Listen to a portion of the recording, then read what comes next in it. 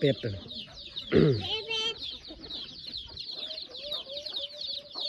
เก็บแก้วแล้วกันนี่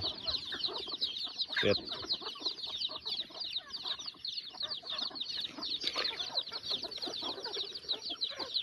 ข้าไปพบหน้าไก่ยังไก่มันยิงไปเลยเป็ดกาไม่บ่อยใหญ่เลยหน้าเขาเรียกหมูแดงไม่บอกว่าเรียกน้ำเรียกมือเขาเรียกที่จะเป็นมือตัวหาตัวหนึ่งนะจะจะได้ทำอะกูก็มาหน้าของไก่ไปเบิดแล้วกันกูเจ็บใจตัวอะไรนี่ไปดูตัวให้เราก็ตื่น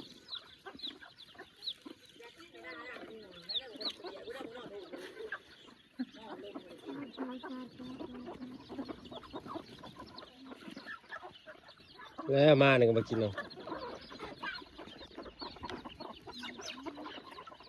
บรรยากาศอยู่หน้าหอนคือเก่าพี่น้องเอาเขาให้ไก่ให้เป็ดกันเนาะเยี่ยม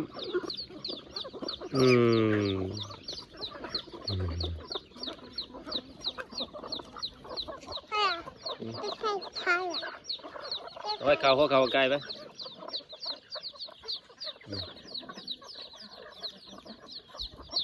ปาดมูกันหนังบะหมี่มากปาดมู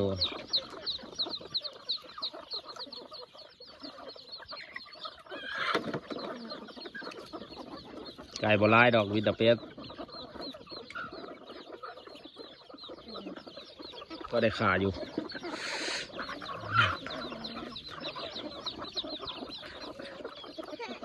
แล้วแต่กำลังลูกกำลังเป็นลูกนี่มาแล้วมันหาแล้วมาแล้วนี่มาหาแล้วนี่เป็ดนี่เห็นบ่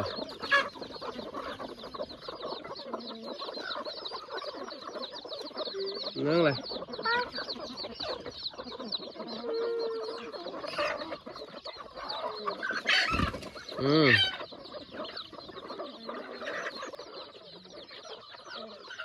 เป็นกับเขาเป็ดกับเขาไก่กันนะ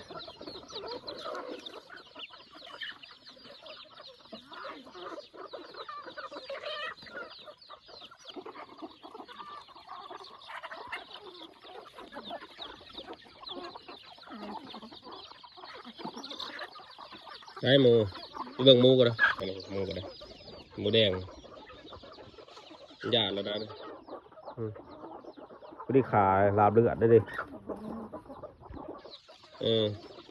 เดี๋ยวต้นไม้กำลังเขียวต้นไม้กำลังโตโอเค